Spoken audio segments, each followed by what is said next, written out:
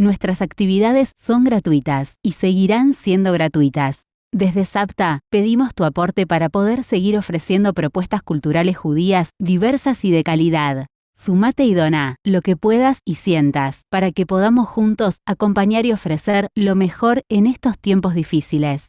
También queremos decir muchas gracias a los expositores voluntarios que nos honran con su participación y por supuesto a todos ustedes por ser parte y estar presentes. La cultura es esencial hoy. Doná fácilmente con tarjetas de débito y crédito presionando el botón de abajo. Si querés transferir a nuestra cuenta, nuestro alias es SAPTA. En el chat pondremos el link para que puedan acceder a la plataforma de donación.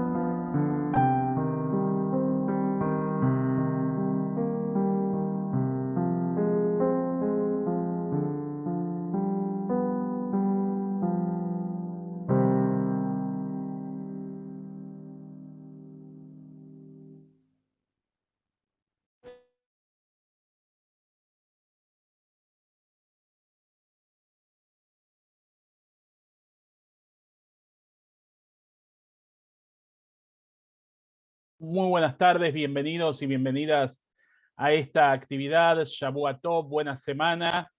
Ine Tov Umanaim, Shevet Ahim Gam Yahad. Qué lindo es ver a todos los hermanos juntos, como decimos, y este es un encuentro de hermanos y hermanas de distintos lugares de la Argentina, que estamos unidos para esta celebración de este homenaje a los pioneros de la colonia Mauricia, primera colonia agrícola judía fundada por la Jewish Colonization Association en la Argentina en el año 1891.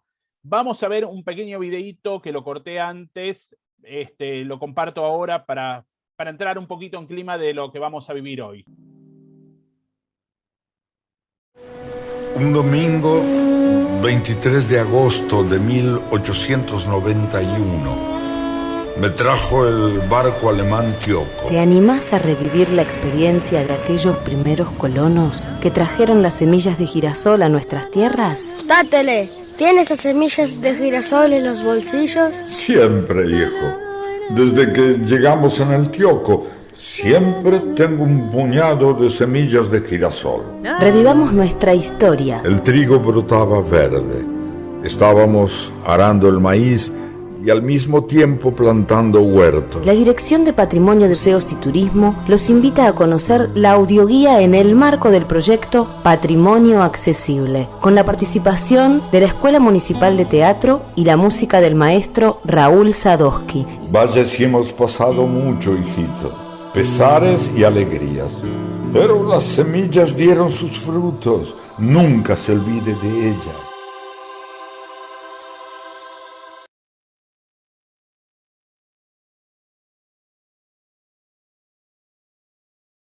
Bueno, ahora sí, oficialmente vamos a dar comienzo a esta actividad. En primer lugar, quiero hacer un reconocimiento especial a una persona que ha sido el mentor de todo esto y que no va a hablar en esta actividad, que es Jacob Rubel, quien es el presidente de Tzavta y también del Centro de Estudios Genealógicos y Socioculturales de la Población Judía en Argentina, que siempre está pensando justamente no solo en el pasado, sino en el presente. Y para esto puedo traer una frase de Pirkei Avot que dice que entérate de dónde provienes para saber hacia dónde te diriges. Y esto en realidad es una actividad que no nos habla del pasado, sino nos habla del presente y también del futuro. David Ben-Gurión decía que nuestro pasado no está detrás nuestro, sino que es parte de nuestro ser.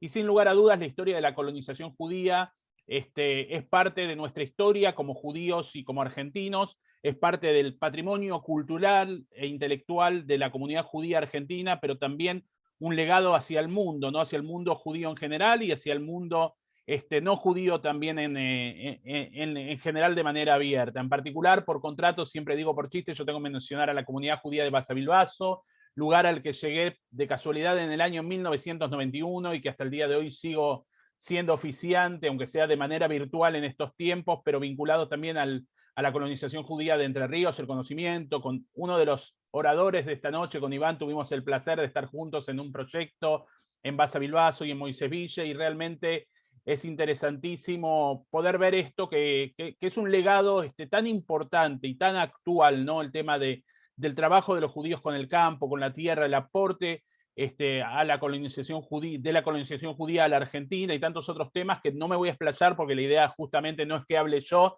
sino simplemente que presente. Primero voy a las formalidades, agradecer a los organizadores, a Tzavta Centro Comunitario, al Centro de Estudios Genealógicos y Socioculturales de la Población Judía en Argentina, al periódico Novación, al Archivo Histórico Antonio Maya, de Carlos Casares. Agradecer a todos ustedes, toda la presencia de los que se están sumando al día de hoy en el Zoom y también aquellos que están mirando por Facebook. El chat está para que podamos hablar, para que podamos intercambiar, para que podamos estar en conjunto en esta oportunidad, así que utilicemos el canal de chat para esto. Voy a invitar a la señora Rebeca Rubinstein de la Sociedad Israelita de Carlos Casares a darnos un breve mensaje a modo de apertura antes de pasar a los paneles. Rebeca, te tenés que desmutear. Perfecto, ahí estamos. Bueno, muchas gracias que me hayan invitado a participar de este Zoom. Bueno, soy Rebeca Inés Rubinstein, nací y vivo en Carlos Casares y soy miembro de la Sociedad Israelita de Socorros Mutuos Local.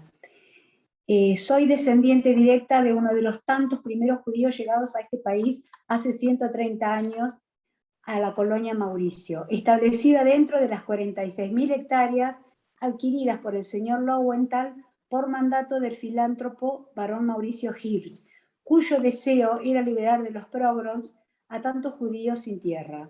Luego de una travesía incierta y sin conocer su destino, arribaron al puerto de Buenos Aires, permanecieron 40 días en el hotel de inmigrantes y luego fueron trasladados en un tren a la estación de Carlos Casares, que en ese momento era el pueblo maya.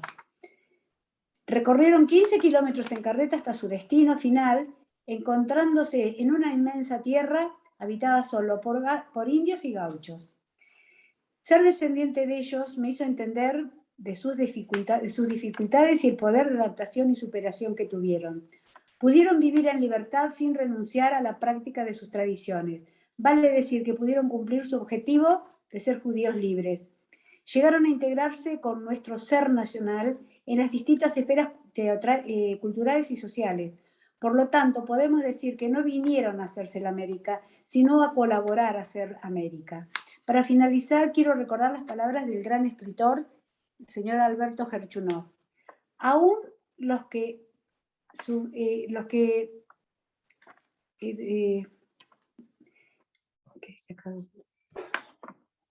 con sinceridad, los que vivieron con sinceridad la desventura judía y saben que el judío es un hombre, con dolor de hombre, no pueden penetrar lo que representa para su alma poder decir, esta es mi tierra, esta es mi patria. Muchísimas gracias, Rebeca, y un gran abrazo ahí a Carlos Casares y la colonia Mauricio. Estamos emocionados de poder generar este espacio también, porque acá hay gente que son descendientes de esas zonas, pero hay gente que tampoco no es descendiente de esa zona. En mi caso particular, no tengo raíces en ninguna de las colonias judías, pero también es algo muy querido, y para mucha gente también en esta oportunidad va a ser una oportunidad de conocer la historia de esta gesta tan importante para el pueblo judío y, como dijimos recién, para la Argentina. Voy a presentar a quien va a ser el expositor en este espacio. Primero hace la apertura, que es Iván Chirkovsky, un gran amigo a quien quiero mucho en primer lugar, y ahora pasamos a los títulos académicos. Doctor en Antropología por la Universidad de Buenos Aires, profesor en la Universidad Nacional de Quilmes y en la Universidad Abierta Interamericana, es autor de varios trabajos académicos acerca de la historia judeo-argentina y codirector del largometraje documental La Jerusalén Argentina del año 2017. Bienvenido, Iván, la palabra toda tuya. Bueno, muchas gracias, Quique. Te hago una preguntita. ¿Cuánto tiempo más o menos calculás que hable? Tratemos de 10 minutos por expositor. Va a haber unas exposiciones más largas por una cuestión de la presentación simplemente. Perfecto. Bueno, gente, muchas gracias. Gracias por la invitación, Quique y Jacob. Es un gusto compartir este espacio con gente que es amiga, como también Edgardo Zablotsky, con quien hemos compartido algunos momentos interesantes en este proceso de investigación. Bueno, voy a ser lo más sintético posible. Me pidió Jacob que hablara de Marcos Alpersson, quizás es el mauritano más famoso, o uno de los. Y para mí fue muy importante. Yo estaba por recibirme de antropólogo y cuando llegué al cuarto año de cursar la carrera, me enteré de que había que hacer una tesis. Yo no tenía mucha idea en esa época de todo el mundo académico. Me habían anotado en antropología para cultivarme un poquito, digamos. Y me enganché mucho con la carrera, pero bueno, cuando me enteré que había que hacer una tesis, no tenía todavía un tema de investigación decidido. Y justo mi mamá había ido a una muestra de un museo en el Palais de Glace, acá en Buenos Aires, sobre los gauchos judíos, que se llamó Shalom Argentina. Muchos de ustedes habrán ido o conocerán el libro. Y volvió a casa, yo vivía con mis viejos en esa época, con el libro Shalom Argentina, que es buenísimo, es una guía turística cultural. Y ahí me enteré, leí ese libro y dije, che, qué interesante todo esto. Yo soy judío, pero no me formé en escuela judía, no tenía mucha idea de judaísmo en ningún sentido posible de la palabra. Y ahí me empecé a enganchar con la temática de los judíos en Argentina, y obviamente el nexo fue no tanto Shalom Argentina, sino Colonia Mauricio, ¿no? Que en realidad es Colonia Mauricio, 30 años de colonización judía en Argentina, ¿no? Es decir, el libro de Marcos Alpersson, porque ese Shalom Argentina me llevó Así como un libro lleva a otro libro, me llevó a Marcos Alpersson. Me compré el libro de Alpersson y ahí descubrí un mundo, porque el libro de Alpersson realmente es una gema. Así que voy a hablar básicamente no tanto de Marcos Alpersson, sino de su libro. Tampoco sabemos tanto de Marcos. En el libro casi no aparece él y su familia. El libro más que nada habla de la historia de la colonia. Así que yo creo que acá hay dos asuntos, digamos, dos aspectos a considerar en Colonia Mauricio, no en la Colonia Mauricio, sino siempre que hable de Colonia Mauricio me refiero al libro. Uno puede enfocarlo desde un punto de vista literario o desde un punto de vista histórico, ¿no? Es decir, del contenido histórico. Desde el punto de vista literario, yo les voy a decir que los críticos literarios que trabajan con el tema del Yiddish, de la literatura Yiddish, consideran al libro de Marcos Alpersson como la obra más importante de la literatura Yiddish latinoamericana. Atenti. Y acá es muy interesante el diálogo que se produce con los gauchos judíos, que recién han sido citados, es decir, el texto de Herchunov, porque los gauchos judíos es el texto más importante, según la crítica literaria siempre, es el texto más importante sobre los judíos escrito en castellano en la modernidad. Es decir, que los dos textos, el texto en Yiddish latinoamericano y el texto sobre judíos latinoamericanos, pero en español, los más importantes están referidos a la colonización agrícola. Uno es el de Alpersson, otro es el de Herchunov. Y hay un diálogo ahí, que si se quiere es un diálogo en espejo, en un espejo asimétrico, porque Alpersson, Herchunov tiene una mirada idealizada de la colonización, una mirada romántica, que busca básicamente legitimar a los judíos en la Argentina, diciendo somos gauchos, los gauchos judíos. En cambio, Alpersson, que no escribe en castellano, sino que escribe en Yiddish, tiene una mirada mucho más crítica y, digamos, mostrando todas las penurias de ese proceso tan difícil de inmigración y de colonización. El libro es desde el punto de vista literario siempre, es una combinación de varios géneros. Combina la crónica con la memoria de vida y con lo que se podría llamar una novela de iniciación, porque, a ver, desde el punto de vista de la idea de la crónica, el libro que son tres volúmenes, son 3 libros en realidad, es una crónica muy detallada de los primeros años de colonización y sobre todo el conflicto entre los colonos y la Jewish Colonization Association. Son 30 años, como dice el título, 30 años en la Argentina, y él va muy meticulosamente anotando todo, como si fuera un antropólogo, un etnógrafo, y después lo va a volcar en esos 3 volúmenes, con un detalle y una minuciosidad realmente impresionantes. En esa crónica él va a sacar a la luz problemáticas internas de esos primeros inmigrantes judíos, básicamente la lucha de los colonos contra sus patrocinadores, que son los funcionarios, los administradores de la JCA, que también son judíos, pero que son muy diferentes de los colonos en cuanto al origen nacional, son más bien de la Europa central, y en cuanto a la clase social. Es una memoria de vida, al mismo tiempo que una crónica, porque Alpersson da su propio punto de vista, él es el narrador en primera persona, aunque la familia de él no aparece prácticamente en el texto. Él llega a los 31 años con su esposa y sus hijas, y eso prácticamente no se ve en el texto. Él siempre habla desde su propio punto de vista personal y habla en primera persona. Y es una novela de iniciación porque él narra la transformación de un joven, que es el mismo, de 31 años, que llega a un país lejano, del que no sabe casi nada, para transformarse en un agricultor, dejando atrás una vida muy diferente como una persona aldeana, y además como un maestro de hebreo, que era su profesión en Europa, ¿no es cierto? Y ahora voy a pasar al otro punto de vista, que es el punto de vista histórico, dejando atrás la cuestión literaria, que quizás es bueno, los dos son interesantes, porque realmente este libro, miren, yo se lo recomendé a mucha gente como una lectura, como si fuera un libro de ficción, realmente es apasionante, sobre todo el primer volumen, ¿no? Pero bueno, el punto de vista histórico también es muy provechoso para usarlo en varios aspectos. Primero que nada, como una fuente para,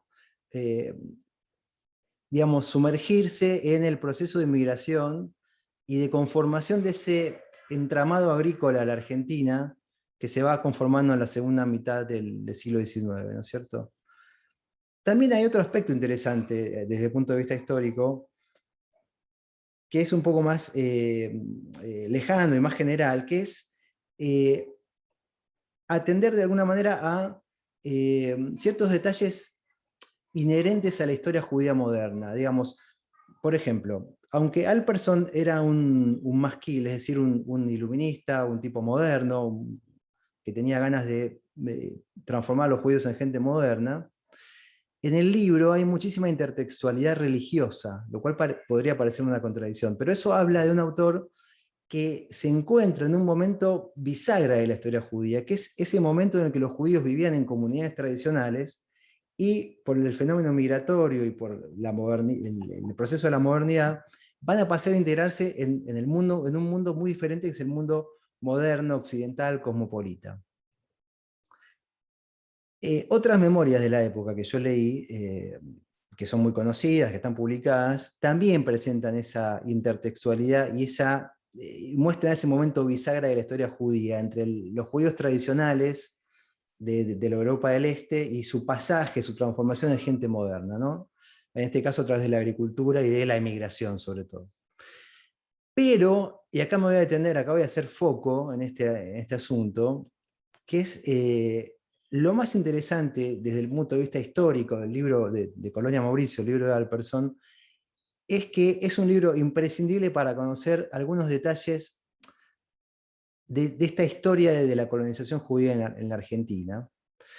Y en este sentido yo diría que desde mi punto de vista no es una memoria más. Hay muchas memorias de colonos, de pioneros, que han sido traducidas, publicadas, sino que yo creo que esta es la memoria más importante, porque esos 3 volúmenes muestran en detalle, digamos, como si uno pusiera una lupa, ese proceso de disgregación de Colonia Mauricio, y sobre todo los determinantes del conflicto entre los colonos y la JCA, que ha sido muy comentado y ha sido un tema polémico, y que todavía digamos, da para hablar. Ya ven que estamos hablando ahora en 2021 de esto, ¿no?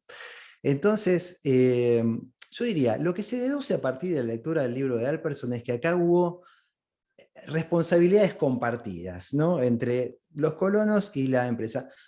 Y digo responsabilidades compartidas en qué? En la temprana desaparición de la colonia, ¿no? Es decir, la colonia Mauricio como colonia desaparece rápidamente a principios del siglo XX, mientras que el resto de las colonias, la JCA sigue en la Argentina hasta la década del 70, imagínense.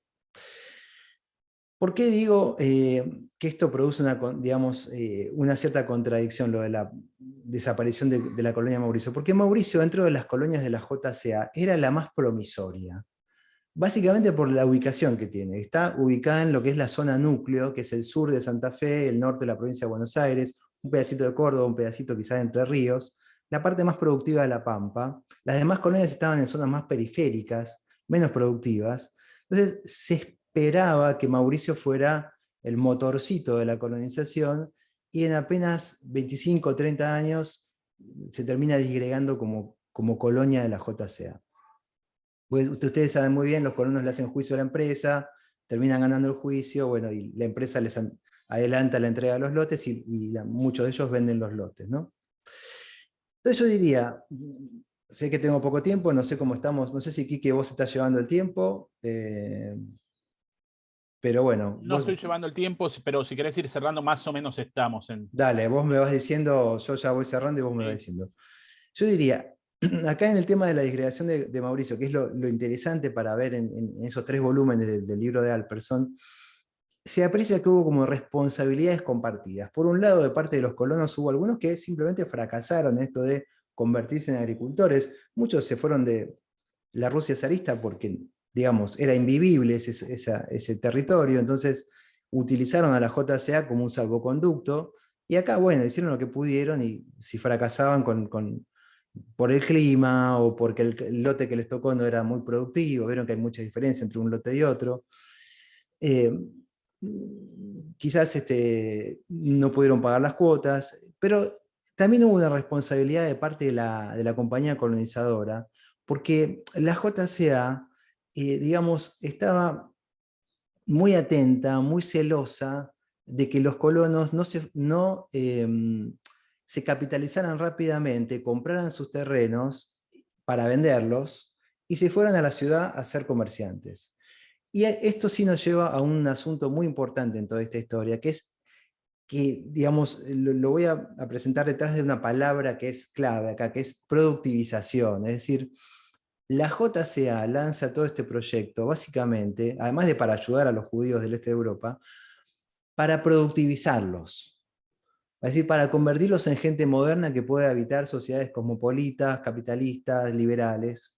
Sin embargo, el recelo que tenía la JCA, digamos, la desconfianza de que esos judíos del este de Europa rápidamente se cansaran, se desilusionaran de la colonización, es decir, de la agricultura, y se fueran a las ciudades a ponerse un negocio en el 11, por ejemplo, hizo que la compañía, de alguna manera, les cercenara varias posibilidades, con unos contratos realmente muy restrictivos, que les coartaban las posibilidades de decisión. Imagínense que los colonos, más allá de agricultores, de colonos, de inmigrantes, eran emprendedores, como la palabra que usamos hoy. Es decir, era gente que se manejaba en un ambiente de negocios muy cambiante, en el que había que tomar decisiones permanentemente, y estaban realmente cercenados por el contrato restrictivo, por las cláusulas del contrato que eran muy restrictivas con la JCA, y esas cláusulas restrictivas tenían básicamente que ver con esta desconfianza de la compañía. La compañía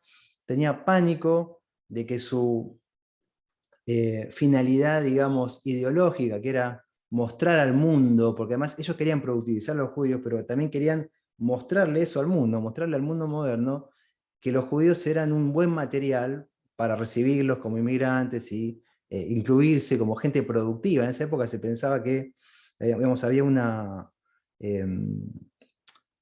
prejuicio sobre el judío, se decía que el judío era un parásito, que era improductivo, y el barón Hirsch estaba determinado a mostrar que los judíos eran gente que podía aportar, como dijo antes Quique, ¿no? Los aportes de los judíos, ¿no? A la creación de un país.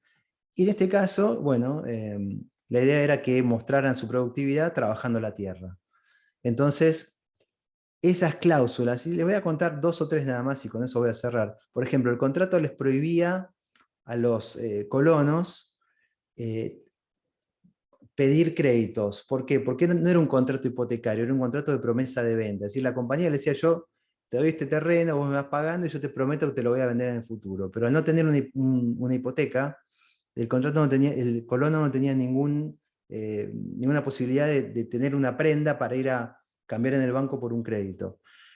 Tampoco les permitían comerciar con ganado, es decir, criar ganado, porque eso lo consideraban una forma de comercio y por ende una actividad no productiva, sino comercial, que podía fomentar más todavía ese imaginario sobre el judío improductivo.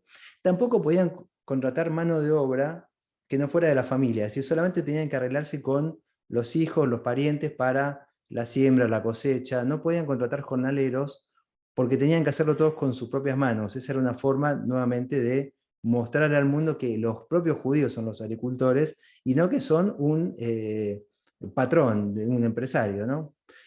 La compañía también trataba de evitar que se formaran latifundios, como lo llamaban ellos, por la unión de campos entre padres e hijos, de manera tal que no hubiera ahí una presunción de gente muy rica que va creciendo como una empresa rural. Obviamente que todo esto con el transcurso de la colonización, al pasar los años, fue cambiando, sobre todo cuando aparecen las cooperativas agrícolas y cuando los colonos empiezan a, digamos, mostrar su descontento con toda esta situación, pero al principio las cosas eran un poco así, o bastante así, y en Colonia Mauricio esa mezcla de colonos que no necesariamente están involucrados con este ideal de productivización y que llegan acá como un salvoconducto, más una compañía que tiene un trato paternalista con sus protegidos, los llamaban los protegidos, los protégés, y les minaba de alguna manera la posibilidad de crecer en un entorno muy dinámico, capitalista, y que tiene que ver con la exportación y con diferentes actividades en el mundo del agro. Y yo creo que eso se ve muy transparente en el libro de Alperson, y eso es lo que lleva a esa temprana disgregación de la colonia más promisoria de la JCA, ¿no es cierto? Y acá nuevamente entramos en lo que dijo nuestra amiga museóloga, ¿no? Siempre esto se está evaluando en términos de éxito, fracaso, ¿no? Que bueno, casi es una especie universal humano, ¿no? Medir todo en términos de éxito o fracaso. Yo creo que acá el éxito y el fracaso hay que pensarlos de otra manera, ¿no? Yo creo que esto fue, y esto para cerrar, Quique, no te preocupes que ya terminó, digo, creo que esto de la colonización, más allá de los números y de las toneladas y de la perdurabilidad de una colonia o de otra, es el nacimiento de una comunidad judía muy importante, que hoy en día sigue siendo importante, sigue teniendo mucha vida, y hay que verlo de esa manera, ¿no? Y a esa gente le fue muy bien. A los que vinieron a Argentina en general hicieron una vida pacífica, sin antisemitismo, o con poco antisemitismo comparado con otros lugares, ¿no? Y pudieron crecer económicamente. Así que bueno, con eso me despido. Después si hay lugar para charla, para preguntas, con todo gusto. Y bueno, espero no haberme pasado mucho de los 10 minutos, Quique. No hay ningún problema. Yo creo que a todos les va a ser corto el tiempo. Así somos los judíos, no nos alcanza una vida para poder hacer las cosas, ¿no? Pero bueno, te cuento que acá hay una persona, voy a leerte esto nada más, Iván, para después seguir, y en el chat vos podés leer porque te manejás bien, pero Inés Cornejo dice, hubo otras causas, estoy en un proceso de investigación final en el tema de monigotes, así que para que puedan estar en contacto, que también para esto sirven estas actividades, para podernos vincular entre distintas personas, investigadores y gente que le interesa la historia. Gracias, Iván, y te vamos a convocar, ya te comprometo el Tzavta, por la Jerusalén Argentina y por tantas otras cosas que podés dar, que siempre es un placer conversar contigo y contar en estas actividades. Bueno, vamos a invitar a Teresa Acedo, que hizo el esfuerzo de quedarse en Buenos Aires por un tema de conectividad, y estaba, pobre, nerviosa de no poderse comunicar desde Carlos Casares, donde reside. Teresa va a utilizar más tiempo porque va a hacer una presentación que le pidió Jacob más extensa, claro, para que después no se enojen los expositores y piensen que yo soy el malo de la película, ¿no? Soy malo, pero no tanto, diría. Bueno, presento a Teresa, licenciada en Museología y Ciencias de la Restauración por la UNSA, especializada en circuitos patrimoniales. Bienvenida, Teresa, te podés desmutear perfectamente y ya la palabra es tuya. ¿Se escucha? Se escucha perfecto y se ve también la presentación. Perfecto. Bueno, feliz de compartir esta jornada con ustedes y feliz de poder conmemorar a nuestros colonos en sus 130 años. Voy a tratar de ser rápida, pero es tan rico el tema. Muchísimas gracias también por la convocatoria. Vamos a contarles un poco cuáles son las acciones que realizamos para el patrimonio, que comenzó en 1991 y seguimos con las acciones hasta hace muy poco. Nos ubicamos en el mapa, aquí está el partido de Carlos Casares. Esta es la línea de frontera que dividía, digamos, a los eurocriollos de los aborígenes desde 1869 hasta 1871, y lo que está marcado recién es el área que ocupa lo que fue después Colonia Mauricio. Ahora los conocemos como los pueblos Hirsch, Smith, Moctezuma, pero entre todos conformaban la Colonia Mauricio. Les voy a hacer un pequeño recorrido por lo que es el circuito de Colonia Mauricio, que es la primera, la casa de la administración, uno de las casas que quedan de los primeros colonos, una visión general de lo que es el cementerio histórico, la sinagoga de Moctezuma, la casa de Alperson, el colono que nos hablaba Iván, y este es el cementerio del centro. Hay dos cementerios en Carlos Casares, uno que es el de la colonia y el otro es el del centro, que se tuvo que inaugurar por cuestiones de accesibilidad. Era muy difícil llegar al de Colonia Mauricio, que estaba al lado de la laguna, como vimos en la presentación, y este es el precioso teatro, también utilizado como sinagoga, es el centro que nos contaba Rebeca, el centro mutualista de la sociedad israelita. Bueno, no podemos dejar de nombrar el girasol. El girasol es nuestra flor distintiva de Carlos Casares. Tenemos la fiesta nacional de girasol desde 1964. Y voy a ser muy breve. Esta es una planta americana que la descubren los primeros colonizadores en el norte de México, el sur de Estados Unidos. Les interesa, hay un médico higienista que le interesa la planta para aplicaciones medicinales, lo lleva a España, de España va esta planta a una exposición en Bruselas, ahí la ve Pedro de Rusia, y lo lleva para Rusia. Y en la gran zona de desarrollo fue la zona de Ucrania. Sin saberlo, esta semillita hizo un viaje de 500 años luego en los bolsillos de los primeros emigrantes. Los emigrantes que llegan a Carlos Casares traen en sus bolsillos las semillitas que la utilizaban para comer y también para darle como adorno y para darle de comer a sus gallinas. Y esto hace que esto haga que la zona de Carlos Casares sea la zona más próspera y más conocida en el cultivo del girasol. Bueno, ya todos deben conocer la historia de sus ancestros. Esta es la zona donde mayormente proceden los que llegan a Carlos Casares, sobre todo Besarabia, Podolia, Vilna y Minsk. Esta, digamos, es la zona donde tenían las zonas de asentamiento, donde estaban los judíos en Rusia y de donde no los dejaban transitar y donde sufrían estos pogroms que nos contaba Rebeca. De allí proviene entonces la mayoría de nuestro grupo de colonos. Bueno, aquí, bueno. Este es un mapa de 1913, donde vemos, tiene una particularidad Colonia Mauricio. La mayoría de las colonias que se desarrollan en Santa Fe y en Entre Ríos, los grupos están ubicados a lo largo de las calles principales. En Colonia Mauricio se unen en las puntas de los... ¿Se ve el puntero?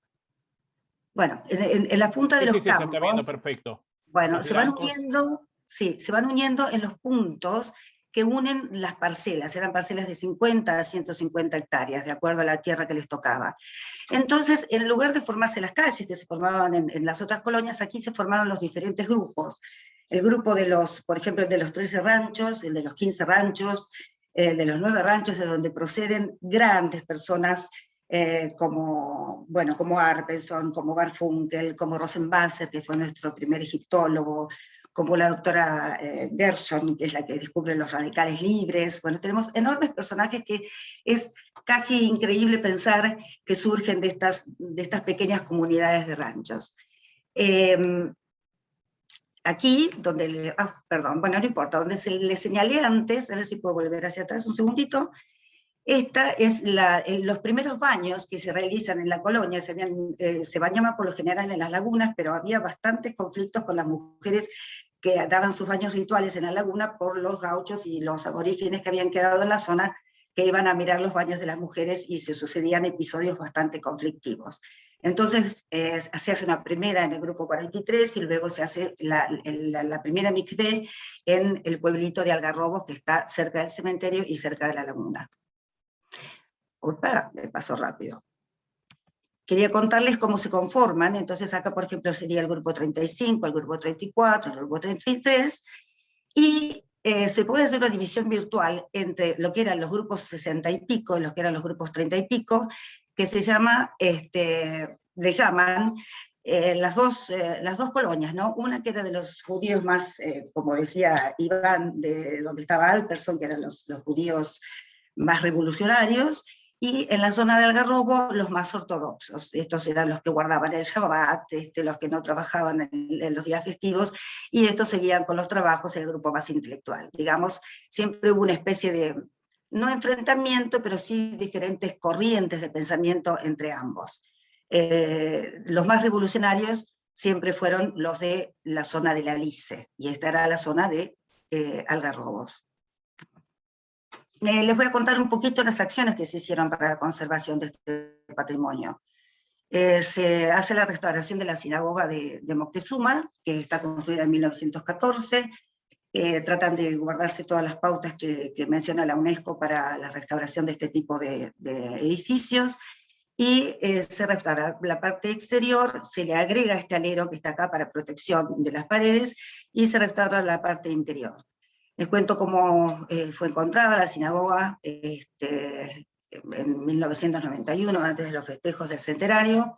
En ese momento se hizo una limpieza general, pero luego se hace una restauración profunda, donde, bueno, vemos el antes y el después de, por ejemplo, estos bancos que en un momento habían querido ser reemplazados, y bueno, dijimos no, vamos a restaurarlo con las pautas correspondientes a conservación. O sea, no se hizo una restauración plena, sino una conservación preventiva, se para la infección de las maderas, y se repara lo que estaba en proceso de destrucción. Y fue lindísimo este trabajo, porque aquí encontramos iniciales de cada uno, encontramos, por ejemplo, en la W, 1913, después encontramos los libros en hebreo que habían utilizado, porque esto se utilizaba, bueno, como ustedes saben, se llamaba el Shich, y ahí se hacían las ceremonias religiosas, pero también las clases de los chicos a la tarde. Esta es la sala de las mujeres, aparte, por supuesto, de la sala de los hombres, y bueno, así es como quedó luego de su restauración. Con el grupo que reside todavía de descendientes de Colonia Mauricio, nos reuníamos todos los días en Moctezuma. Sucede que en el transcurso de la historia de la colonia, el ferrocarril decide pasar un poquito más al norte, de donde estaba el primer núcleo poblacional, que era Algarrobos. Entonces el segundo grupo fuerte se arma en lo que nosotros, bueno, conocemos como Estación Moctezuma. Entonces nos reunimos, cuando fue el centenario de Moctezuma, todos los martes a comer, tomar mate, y con los mayores, para contar las memorias y qué era lo que había quedado de la colonia en Moctezuma. Tomamos una sala que estaba abandonada, como verán, en lo que era el Museo de Moctezuma, y se hizo la réplica de lo que podían haber sido los materiales y la cocina de los primeros colonos, una vez que ya se asentaron, ya, digamos, en principios de 1900. Les voy a contar algún detalle. Yo no sé, tengo tan delicado el mouse. Solamente un detalle para tomar un poquito lo que decía Iván, ¿no? Bueno, acá está, por ejemplo, la máquina escardadora que era de Kaprov, que la donó. Aquí el cuadro del espejo de la herrería de Igilchuk. Bueno, cada uno de estos elementos hace a la historia de cada uno de los colonos. Por ejemplo, las máquinas para matar las langostas, que fue la gran desgracia que tenían cuando no había una sequía, había inundaciones, y una manga de langostas que perjudicaba sus cosechas. Pero fíjense acá, en este rinconcito, hay una cremera. Y eso que comentaba Iván, de que no se dejaba el comercio de los animales, porque pasaba no a ser productivo, sino a ser comercial, se desarrolló mucho en Moctezuma, la compra y venta de animales, pero sobre todo la instalación de una cremería. Aquí empieza ya digamos en 1910, empiezan los conflictos de lo que la Jewis realmente quería para los colonos, y lo que la dinámica del comercio del momento les iba indicando realizar a los colonos. Bien, en otra sala hicimos el área de los colonos. Opa, perdón, está muy sensible esto. Donde, bueno, mostramos el mapa que les conté a ustedes, un fragmento de un rollo de la Torá, los contratos de venta, y se me fue. Bueno, elementos que hacen a la historia de los primeros colonos. Esta era la casa de Salomón Keiterman, que queda todavía en pie en Algarrobos, que fue, digamos, uno de los núcleos poblacionales que está cerca del cementerio de la laguna, y este rancho se nos estaba viniendo abajo, así que tuvimos que hacer el cambio del techo, aunque no queríamos, para respetar las pautas que se tienen que respetar en conservación, pero era imposible, ya el techo era demasiado pesado, se nos caían las paredes. Ustedes pueden observar acá la pintura original. Esta pintura se hacía con cal y con caña índica, y los zócalos se hacían con cal y con las semillas de achira colorada. Este es luego de la restauración, bueno, esto es antes de la restauración.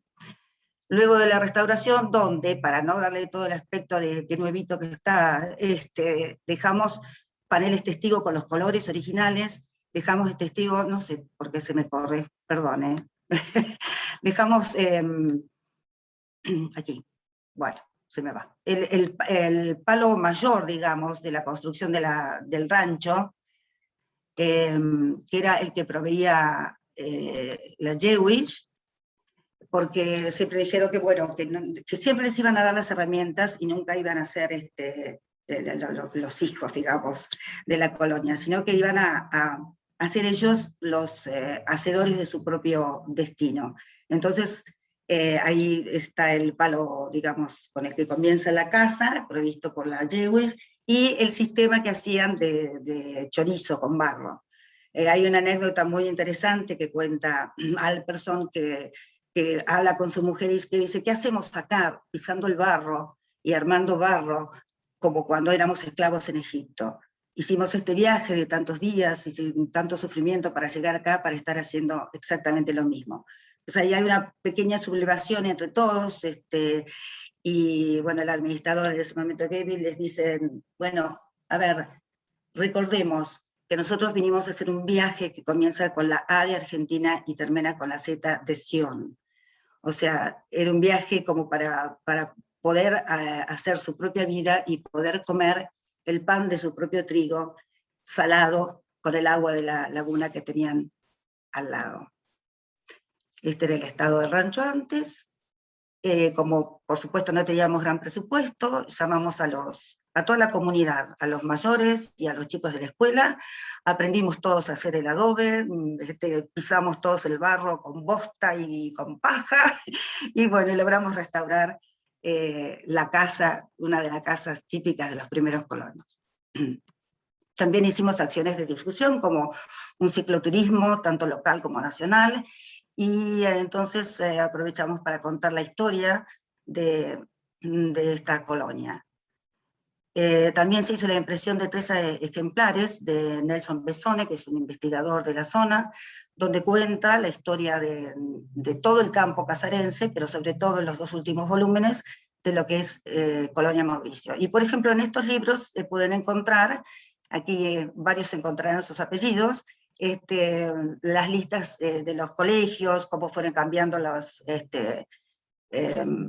terrenos de mano. También hicimos toda una señalética, donde quedan los solares en realidad, porque por ejemplo, bueno, de la sinagoga no queda nada, entonces hicimos 14 señaléticas donde marcaban los baños rituales, el rancho, dónde estaba la escuela, dónde estaba la administración. Hicimos unos folletos explicativos de todo el circuito para que la gente pueda hacer su guía sin necesidad de contratar un guía, sino que pueda autoguiarse. Y también una aplicación con el celular, que es una aplicación georreferenciada. Son 7 puntos que hacen todo el recorrido de 16 kilómetros hasta Algarrobos, contando los distintos episodios, la llegada, la historia de la colina donde se instala el primer cementerio, los baños rituales, y es una guía adaptada para gente que tiene problemas de visión o problemas de audición. Están todas las estrategias para que puedan acceder al patrimonio. También una serie de siluetas van acompañando el relato, cuando los hombres van caminando, cuando las mujeres van en carreta.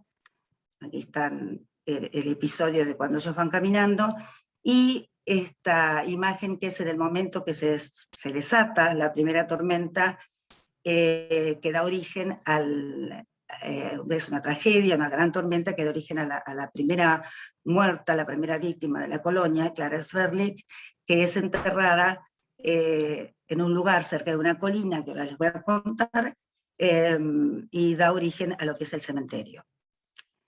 En 1991 hasta el 2011 hicimos acciones sobre el cementerio. Esta es una visión general. Y gracias a la traducción de Colonia Mauricio, de Marcos Alperson, que se hace para el centenario en 1991, logramos dilucidar varias cuestiones. Por ejemplo, bueno, tengo que hacer aquí un pequeño paréntesis para hablar de las obras de Susana Carioli, Susana Sigual de Carioli. Ella fue la primera que comenzó a estudiar el tema de la colonización en Carlos Casares, y es la fuente donde abrevamos todos. Ha hecho una gran investigación, muy profunda, con mucho detalle, y bueno, quería rendir un pequeñito homenaje del enorme que ella se merece por esa obra magnífica del archivo histórico, por la fuerza que puso la traducción de las fuentes, y la confección de un biograma, que es donde, si ustedes consultan el archivo, van a poder acceder al barco donde llegaron, con quién llegaban, qué edad tenía cada uno de los colonos que llegaron, con quiénes se casaron, etc. Todos los datos que ustedes necesiten de sus antepasados que hayan residido en Colonia Mauricio están aquí en el archivo. Cuando se hace esta traducción, nosotros encontramos una frase que nos llamó mucho la atención, que decía, sobre una colina cerca de la laguna. Vamos a investigar la colina, y era rarísimo la presencia de una colina en un paisaje pampeano absolutamente plano, cerca de la laguna, donde no tenía mucha razón de ser por la primacía de los vientos. La verdad es que nos llamaba la atención, y descubrimos entonces de que ahí estaba instalado el Fortín Algarrobos. Esa era la colina que nombra Marcos Alpersson. En realidad la colina era este fortín que yo les había dicho que hacía 20 años ya había dejado de funcionar. Marcos Alpersson dice que en una colina cerca de la laguna se elige el lugar para el cementerio. Aquí está la ubicación de la primera víctima, digamos, el enterratorio de la primera víctima, Clarence Berry, que fallece al volar un techo de chapa en esta tormenta que se da en diciembre, justo en la fecha de Hanukkah. Cuando llegamos a este punto, nosotros leímos justamente a Isaías Kramer, y dice: se pueblan tus noches con las imaginarias figuras de tantos hombres sobresalientes, a quien solo conocemos por sus epitafios. No quieres defraudarlos y asumes como un compromiso de honor el rescatar su recuerdo, para hacerlo llegar a sus descendientes. Puede que a sus familias no les inquiete saber sobre su historia, pero te encargarás de que llegue un testimonio de sus ancestros. Donde quiera que estén, tendrán la posibilidad de reencontrarse con la historia que alguna vez protagonizaron sus abuelos venidos a esta tierra. Y ahí nosotros sentimos un llamado que no podía ser desoído. Dijimos, bueno, vamos a hacer un relevamiento del cementerio y vamos a hacer un estudio profundo para traer a la memoria a estos colonos que yacían en este lugar. Bien, esto, ¿alguien puede decirme qué me pasó? Ahí. Bueno, no sé por qué no avanza. Bueno, se hizo un estudio de distribución de acuerdo a las épocas. Estas son la primera tumba que le había comentado, cómo se va poblando el cementerio en los distintos episodios, y un rincón apartado donde se entierran a los niños víctimas de epidemias de sarampión y de tifus. Se hace una tarea de puesta en valor para lograr identificar las tumbas. Se hace una limpieza, se hace una numeración, un mapeo, unas acciones de preservación preventiva, y se hace la declaratoria del cementerio como sitio histórico de la provincia y de interés municipal. Es muy interesante la presencia de lápidas de madera. Luego voy a hablar del estudio que hacen unos arqueólogos de la Universidad de Rosario, a través de este corpus documental que nosotros formamos en esta etapa de limpieza. Es interesante saber que las primeras lápidas eran de madera, y que en cierta forma nos indicaban la presencia de la madera, la escasez monetaria de los deudos, para no poder recurrir a una piedra o a un mármol, sino que tenían que recurrir a lo que tenían a mano, que era la madera. Si ustedes observan en este rinconcito de acá, todavía se puede ver un poquito de la pintura azul con la que pintaban algunos de los frentes de las tumbas. Estaban todas orientadas, como es costumbre dentro de los cementerios, hacia la tierra prometida, ¿no? Hacia Israel.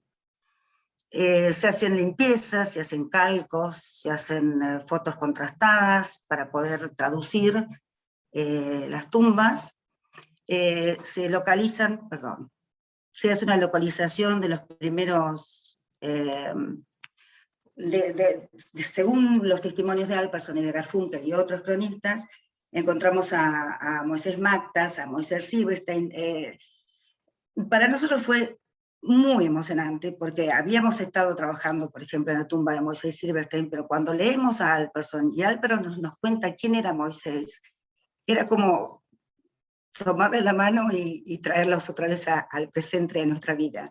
A Moisés lo llamaban el diadco, porque era el que les enseñaba, el tío, el que les enseñaba a uncir los bueyes y a guardar las fiestas y a recordarles siempre de que no venían a la Argentina a hacerse ricos, sino simplemente a ser agricultores para poder comer el pan de su propio trigo. Moisés Mactas, el que está en esta tumba, también lo llamaban un hijus porque era noble, también esto lo cuenta Alpersson, y era con el que le pide a Alpersson de hacer un anatema para hacerles recordar que lo vano no estaba para ellos. Ellos venían realmente a demostrar que podían trabajar la tierra y no a comprarse elementos de lujo. No me puedo extender más, pero es muy interesante la historia que cuenta de un agricultor que compra un ropero que no le entra en la casa, entonces tiene que hacer un pozo en el piso de tierra, y cuando quiere llama a todos sus vecinos, y cuando quiere abrir la puerta del ropero con espejo para mostrarle la maravilla que se había comprado, no la puede abrir. Entonces es ahí donde Mactas dice, bueno, se dan cuenta, no vinimos a cosas banales, vinimos a cosas más importantes que un ropero con espejo. A raíz de todas estas, de la limpieza de las tumbas y la traducción, hicimos una serie de casi 300 fichas, donde aparece la fotografía de cada uno, aparecen los textos de la lápida en hebreo y las que tienen en español, y algunas notas. Por ejemplo, Germán Itzhak Klasserman está citado por Garfunkel, cuenta que está casado con Esther Cohen y que muere a los 42 años, Chaposnik o Chaposnik, porque hay distintas grafías. También dice que llega con el grupo original de Lisabón el 18 de agosto, esto lo hemos sumado nosotros, no lo dice la lápida, pero hemos sumado todos los datos posibles para tener un corpus documental de cada uno. Acá está el diadco, Moishe, y acá dice, en Algarrobos vivía uno de los colonos que más apreciábamos por sus cualidades, Moisés Silverstein, apodado diadco, tío en ruso, el más ducho en los trabajos de campo, bueno, y es el que les enseña a uncir los bueyes y a trabajar la tierra. Hicimos también presentaciones en congresos acerca de la historia en Tucumán, había una población judía muy importante, y bueno, participaron del congreso presencialmente, muy interesados en los trabajos que se habían hecho.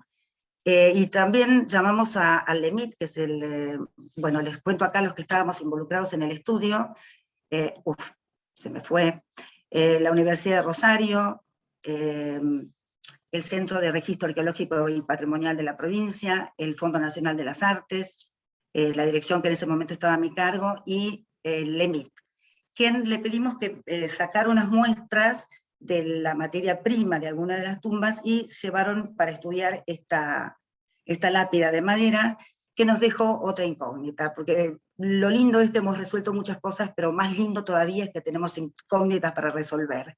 Y esto es que esta madera pertenece a un eucaliptus, un quebracho blanco, que no es de la zona. Entonces no sabemos cómo llega ahí, quizás a través del ferrocarril, pero el ferrocarril lo mandaba en forma de durmiente, no en formas de planchas, así que bueno, estamos estudiando el porqué de la presencia de esta especie vegetal en esta zona.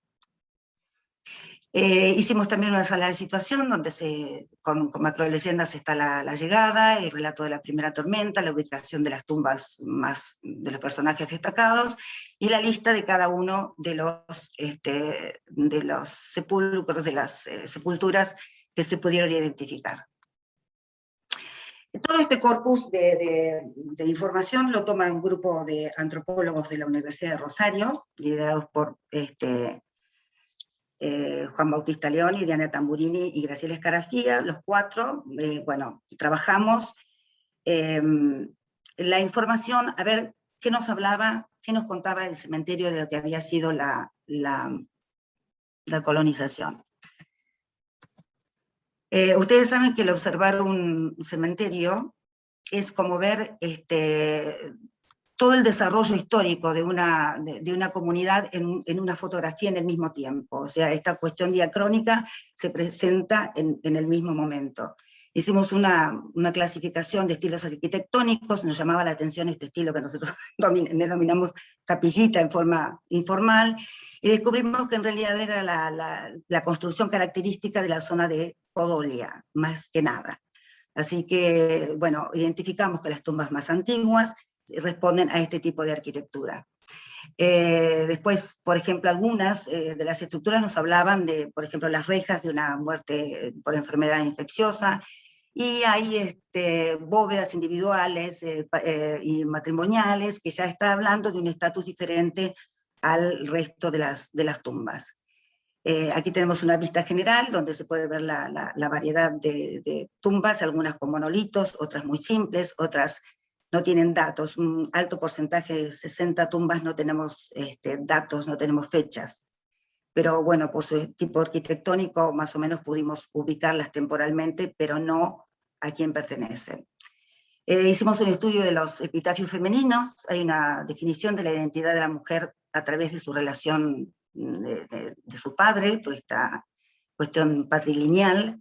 Solo aparece la fecha de fallecimiento, en algunos casos incluye mujer importante, mujer recatada, como para descartarla, y hay una notable simplificación y abreviación a partir de los años 50. Esto nos llama la atención, que es lo que está pasando en los años 50, que ya se simplifica y ya no tiene las fórmulas de cierre que se usaban habitualmente.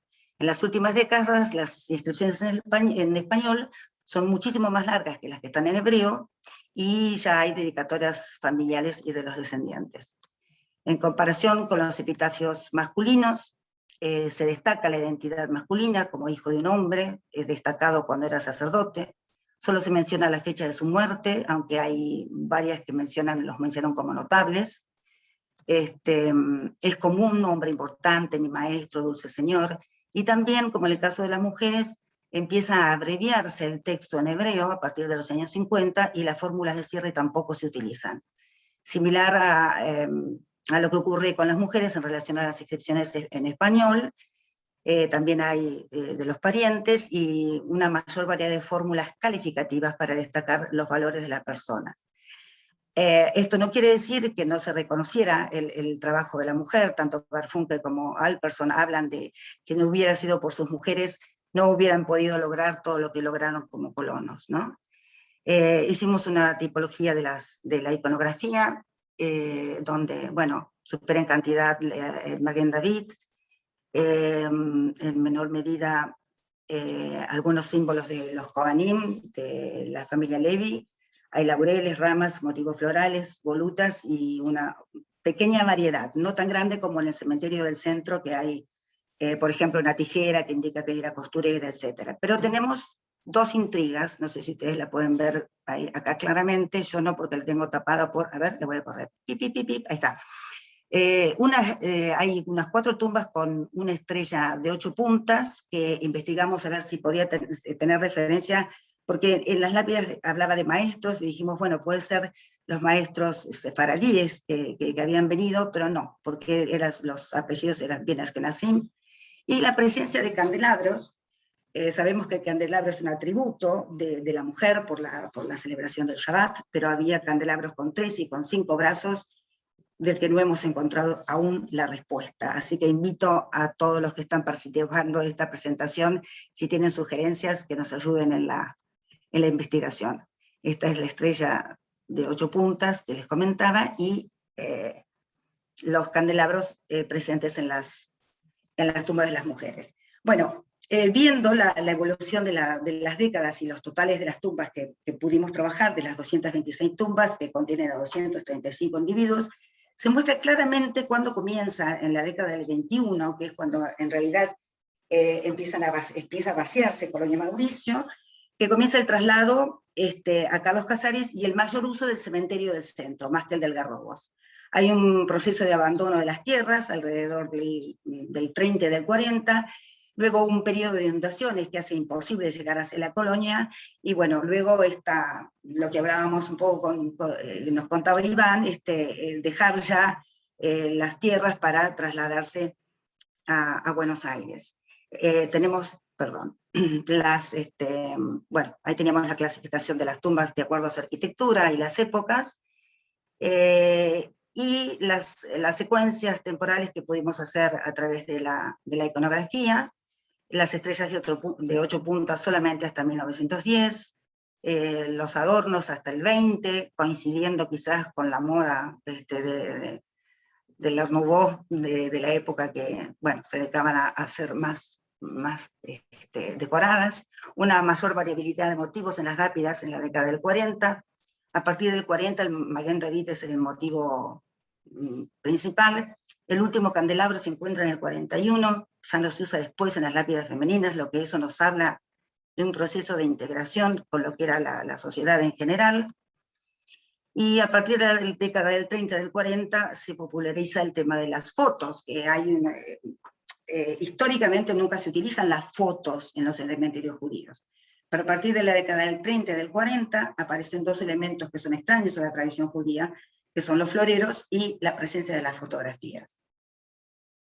De acuerdo con este análisis que yo les comentaba, diacrónico, estudiando la iconografía, la organización espacial, las lápidas, los epitafios, las características arquitectónicas, hemos visto que hay un ajuste general a las normas tradicionales del judaísmo, pero es también bastante más flexible porque hemos encontrado que, si bien está dividido la zona derecha para hombres, la zona izquierda para mujeres, se priorizaba la relación matrimonial para los entierros comunes.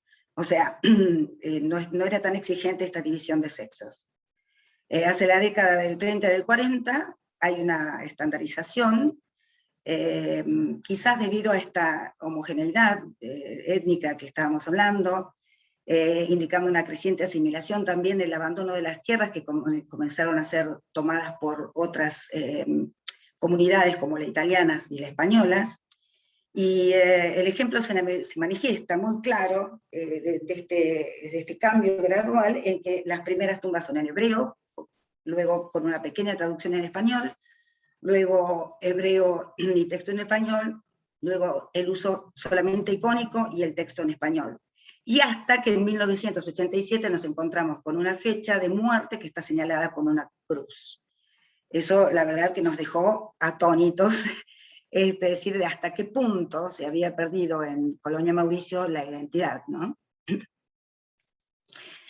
Esto entonces nos refleja, como decíamos, diferentes periodos de las realidades económicas, que va desde Mauricio, nombrada como la más próspera de las colonias, hasta su decadencia, que se produce por diversos factores, ¿no?, que afectan a la producción, como yo les contaba, las langostas, las sequías, las inundaciones, el conflicto, que hablábamos anteriormente con las autoridades de la Jewish Colonization Association, la dureza de los contratos, la dificultad de la vida en el campo, que de hecho está el dicho de que sembraron trigo pero cosecharon doctores, el deseo de una mejor vida y un mejor porvenir para sus descendientes, la valoración de las tierras pasan en un periodo de 10 años a multiplicarse por 10 veces el valor, y se inicia también un proceso de urbanización, se van hacia la ciudad de Carlos Casares, ahí encontramos que hay 5 sinagogas, hacen la sociedad mutualista, y hacen un gran desarrollo cultural en la ciudad y ya no tanto en el campo.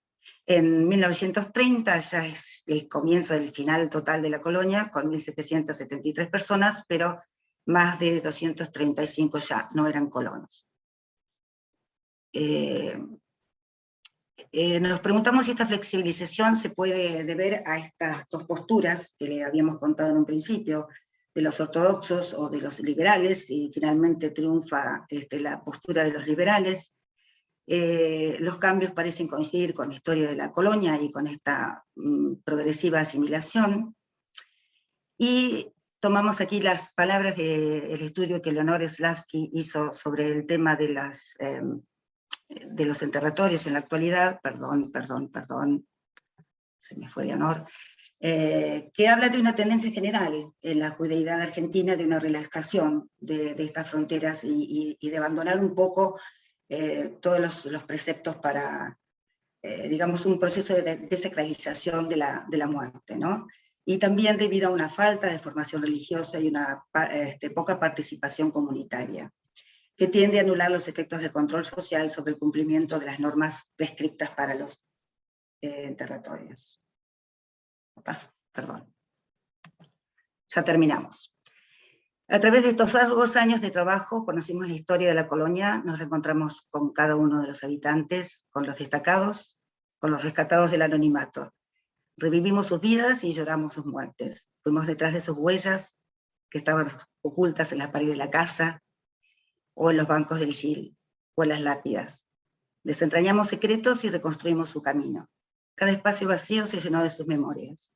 Colonia Mauricio es un sueño que aún nos mantiene despiertos, porque todavía nos sigue regalando incógnitas, que las vamos a revelar con Mónica Yalón, que nos va a presentar el trabajo de la lápida 20. Muchísimas gracias. Muchísimas gracias a vos, Mónica, realmente un placer escucharte. Si querés salir de compartir pantalla, así vamos viendo. Mientras, Mónica, le pido que se identifique, porque no la logro ubicar entre los usuarios que están acá. Bueno, primero felicitarte por el trabajo y felicitar a todos los voluntarios y profesionales que colaboraron en este trabajo maravilloso contigo, Teresa. Un placer la exposición. Podés tomarte tiempo para respirar ahora un poquito, pobre, o estaba presionada con el tiempo y nos quería dar contenido, y hoy le digo, ¿acortaste algo? Me dice, no, agregué una más. Digo, fantástico, porque realmente merece ser contado. Y las cosas que me quedaron para contar, pero es tan fascinante que no se puede contar así. La pasión que pusiste es extraordinaria, es un ejemplo. Simplemente quiero leer algo, un saludo, respetuoso saludo de la última de las colonias fundadas por el barón Hirsch, la colonia Víctor, la querida Carmen Rosenblatt, desde a Víctor te manda un saludo, y creo que el trabajo fue maravilloso, porque en realidad yo, que no conozco Carlos Casares y sí otras colonias, veo el recorrido histórico que hiciste, no dejaste nada sin contarnos, es casi como un viaje a la colonia Mauricio en el tiempo, en la historia y en la actualidad también, y con mucho contenido. Y da ganas de, en realidad, seguir conociendo, porque la idea, yo le decía a Teresa que no cuente todo porque no tiene sentido, si no, no vamos a viajar acá los que estamos conectados. O sea que cuando pase la pandemia, ojalá nos puedas recibir y nos puedas hacer la visita guiada y ampliar toda la información y conocimiento que tenés. Mucha gente preguntando en el chat, después yo voy a pasar, obviamente, a la gente, agradecen la exposición de Iván, tu exposición también, me preguntan por los registros del cementerio, ¿cómo se puede acceder? En la sociedad israelita tienen la copia de todas las fichas. O sea, tienen, digamos, el original, perdón, no la copia. Perfecto. Es un trabajo que se hizo para la sociedad. Si se puede dejar algún mail de contacto, así la gente está, si lo tenés a mano, Teresa o Rebeca, que estaba antes de la sociedad israelita, será agradecida para que dejen. Mónica, no sé si estás por ahí, si por favor podés identificarte de alguna manera. ¿No está? Mónica está en Israel, no sé si logró conectarse. ¿Te contestó a vos? No, no te contestó. Quizás tuvo algún inconveniente. Bueno, vamos a dejarla cualquier cosa. Voy a pasar entonces la palabra a la próxima oradora, también mujer, le damos la bienvenida. Nancy Wittenberg, bisnieta y tataranietas de colonos, mamá y médica, a quien tuve la suerte de participar en su casamiento en Concepción del Uruguay. Así que te saludo y te dejo la palabra, Nancy. Bienvenida.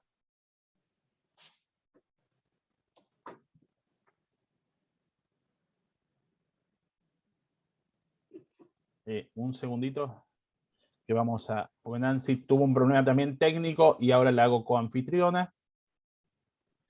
Sí. Te podés desmutear, Nancy. ¿Me das un minuto mientras tanto? Le damos a Nancy, ¿querés? Y después volvés vos. ¿Te parece? Porque lo de Nancy estaba relacionado con lo de Mónica. Dale, por favor entonces, Teresa. Te cuento, esta cuestión de la lápida 20, que yo les contaba que era otra incógnita que nos había dejado, era una lápida, luego les voy a buscar la foto para compartirla, si no aparece Mónica, una lápida que estaba encriptada, no podíamos entender qué decía, pero durante 20 años estuvimos tratando de saber qué decía esta lápida. Entonces yo lo subo a internet y se hizo un maravilloso grupo, se llamó Grupo de Investigación, donde Nancy fue una de las fanáticas participantes y la que nos ayudó a encontrar un montón de puntas, y logramos traducirlo. Pero lo mejor de todo eso, si Mónica está se los va a contar, si no se los contaré yo luego, lo mejor de eso fue que a lo largo de casi 5 años, Nancy, sí, estuvimos unidos a cualquier hora, en cualquier momento, en cualquier circunstancia, buscando la punta para lograr desentrañar por qué esta lápida estaba tan encriptada, tan difícil de entender, y cada uno fue encontrándose con los amigos y se fueron encontrando entre los excolonos, y hasta que un día, bueno, Mónica nos llama y nos dice, encontré la punta, era un tzadik, pero eso se lo voy a dejar a Mónica. La experiencia de esta unión de trabajo y de esta amistad que hicimos a lo largo de 5 años, trabajando esto, creo que fue lo que más nos marcó y creo que fue el mensaje más lindo que nos pudieron haber dejado los colonos de Mauricio. Nancy, la palabra para vos. Tengo prohibido llorar. Buenas noches a todos. La verdad que sí. Mi presentación iba a ser posterior a esta belleza que hemos conseguido, pero bueno, se las voy a explicar. Tiene 2 puntas, 2 formas esta presentación. Por un lado voy a dar una visión objetiva y por el otro lado mi visión subjetiva.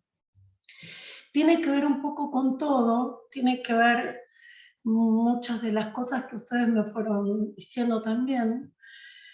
La parte objetiva es que, bueno, fue un grupo que se armó entre varios descendientes que vivimos actualmente, algunos en Argentina, otros en Israel. Tenemos un descendiente fallecido, que un poco es en homenaje a él también, que se lo hacemos con sus 88 años, en su momento nos brindó mucha ayuda, Mario Shapira, nacido allá en Carlos Casares. Este grupo se armó y fueron de a poquito, incluyéndonos, nos organizamos sin representar ninguna institución. Cuando nos fuimos sumando, fuimos atravesando un proceso de aprendizaje basado en problemas y en actitudes. Fue algo maravilloso, hemos planteado diversas hipótesis y ninguna se podía descartar y todas fueron a su vez aceptadas. Esta vendría a ser la parte objetiva, ¿sí? La parte subjetiva de todo esto, que les quería comentar, es que, como dijo Teresa, dentro de este grupo hemos hecho una confraternización importante, hemos armado un espacio en donde nos permitíamos hablar, errar, volver sobre nuestros errores, aceptar que nos cuestionen nuestras posibilidades de participación y opinión. Utilizamos la tecnología, muchas veces nos hemos tenido, o en cierta forma, disculpen porque no me es fácil, no estoy tan acostumbrada a este tipo de presentaciones, más cuando uno las realizó todo esto con el corazón. Fue una actividad que tuvo sus distintos momentos, muchas veces hemos frenado y continuado.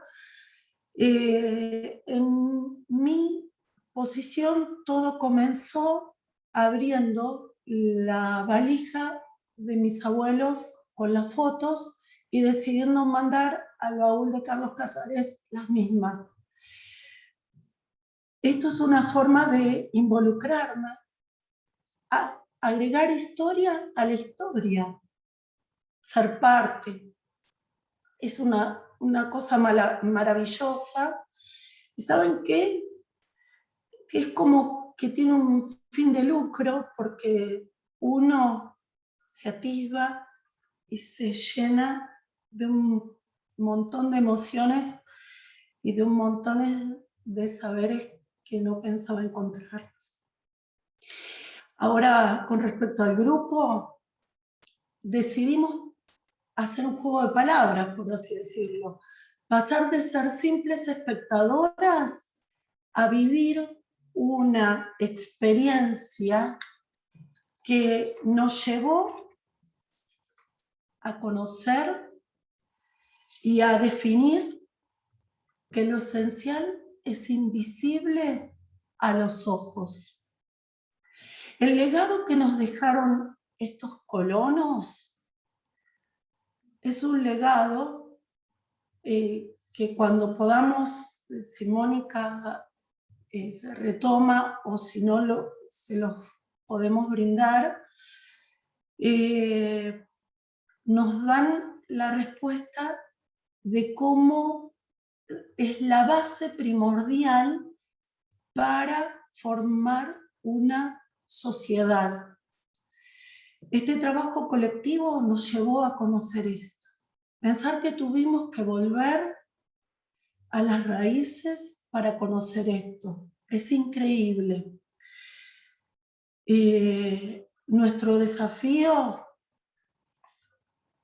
luego de que ustedes lo conozcan, me van a entender que les diga esto.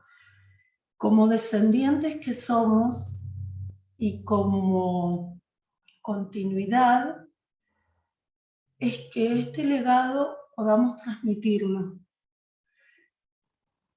Como bien Tere dijiste, era un sádic. Disculpen si no lo expresé bien, con mi hebreo no tengo muy buen nivel. Les quiero comentar lo siguiente. Hay muchas veces el dicho, hay que sacar el niño que tenemos dentro. Yo les propongo lo siguiente. ¿Y si todos sacamos el sádic oculto que tenemos dentro? Y se los propongo de esta manera, como un camino fácil. Empezar un día a la vez. Y empezar un día a la vez como es, proponiéndonos una meta, una mitzvah diaria. En el día de hoy, ¿saben cuál es la mía? Tratar de hacerles llegar la emoción que sentimos al realizar este trabajo que nos llevó 5 años y que nos fue muy grato, y de mi mejor esfuerzo lo estoy tratando de dar, espero poder lograrlo. Y quiero darles al final un último relato. Enrique es el que... Esto es algo que escribí. Yo no soy casarense, pero en las fotografías las sonrisas de mis bisabuelos por estar allí sí están. Yo no soy casarense, aunque mis abuelos jugaron en tus patios y leyeron en tus pupitres. Yo no soy casarense, pero mis abuelos se casaron y formaron una familia. Buscando fotos, hasta los tatarabuelos cobijaste en tus tierras. Pueblo querido, pero sigo sin serlo. ¿Cómo explicarte las emociones que dibujaron mis lágrimas en las mejillas al ver cómo sus recuerdos aún siguen vivos en tu gente? La casa de mis bisabuelos sigue en pie. Esto es de los bisabuelos Blitzman y Garfinkel. Y no soy casarense. Ahora sí, Internet y tecnología lograron que mi identidad se fuera transformando y que el tiempo remoto pero concluso en un torbellino de alegrías jugara como en piezas de rompecabezas a armar la historia. Es una moraleja fugaz, pero que me deja perpleja. Cómo sentir que las raíces afirman más aún lo que el destino depara, y cómo se fabrican valores bienaventurados para nuestros hijos y nietos. Con todo mi corazón, Nancy Wittenberg.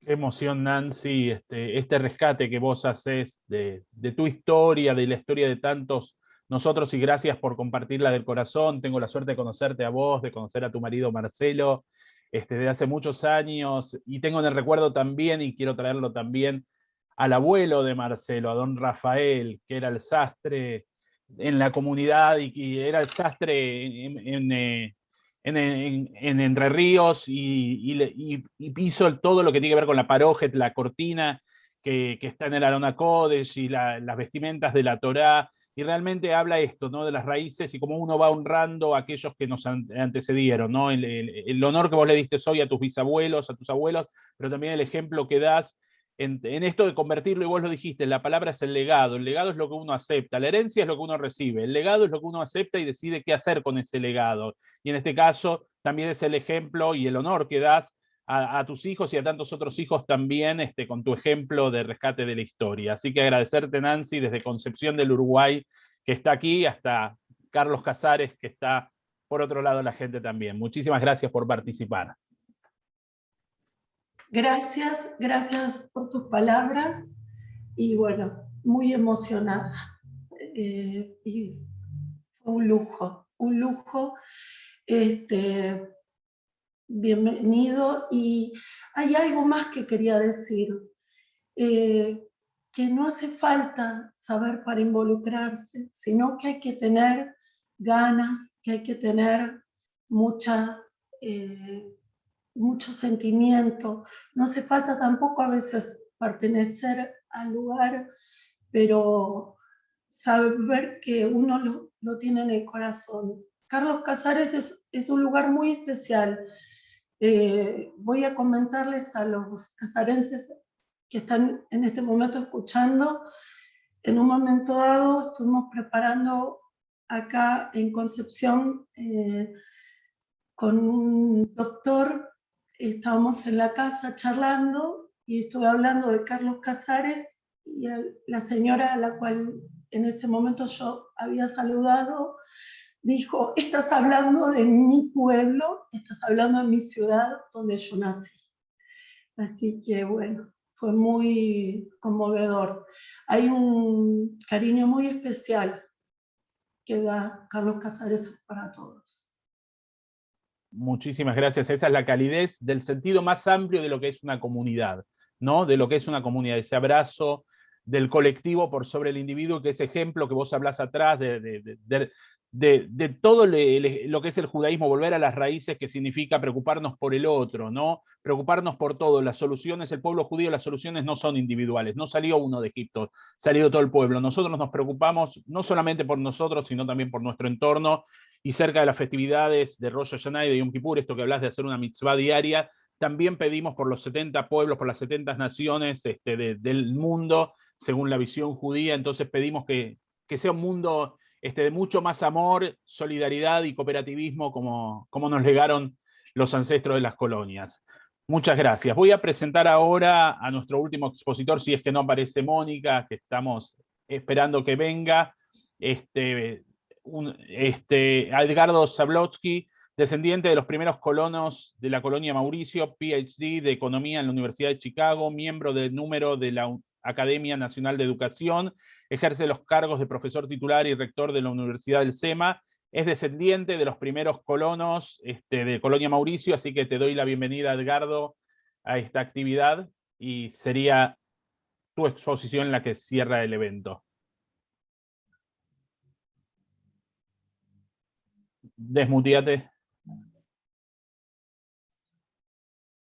La costumbre de ponerme a hablar, empecé muteado. Te agradecía, bueno, por supuesto, Enrique, la invitación, y muy especialmente Jacob por compartirme esta invitación. Me toca hablar sobre Demetrio Aranovich, que fue el primer médico de la colonia, que escribió una reseña histórica de la colonia contemporánea a la desaparición de la colonia, pero voy a gastar 5 minutos primero absolutamente autorreferenciales a contar mi historia con ¿qué hago yo hoy acá? Yo en realidad soy un amateur, no soy historiador, soy un economista profesional, y un día llegué en busca de mis orígenes a Carlos Casares, de una familia que bastante asimilada, por así decirlo, y encontré a Susana Sibol, Y quiero hacerle un homenaje a Susana, pues durante múltiples viajes estuve dentro del archivo, ensuciándome junto a ella, encontrando mis orígenes familiares, tratando de respirar, porque Susana fumaba unos cigarrillos muy fuertes, cortitos, que realmente, a mí, bueno, que no fumo, eran muy potentes, a veces trabajando con ella en su oficina, en su casa, o sea, mi recuerdo es... Susana es la responsable que insólitamente yo como economista haya terminado en el año 2014 como miembro de la Academia Nacional de Educación, y en mi conferencia de incorporación a la academia justamente hablé de la educación de las colonias y de Colonia Mauricio. Es un largo viaje y bueno, Susana es la responsable de todo eso, por eso quería hacerle este pequeñísimo homenaje, porque creo que es la responsable también de haber preservado la memoria cuando muchas familias estábamos muy distantes de lo que era Carlos Casares. Ok, les cuento tan solo muy brevemente. Bueno, sí, soy descendiente directo de inmigrantes. El padre de mi abuelo, Gil Osefiel Zablowski, llegó en el Río Negro el 6 de agosto del 91, y fue propietario de los lotes 43 y 53 en el grupo 63. Posteriormente la tierra sería vendida en los años 30 después de su fallecimiento. Llegó con su mujer, Rosa Dudiak.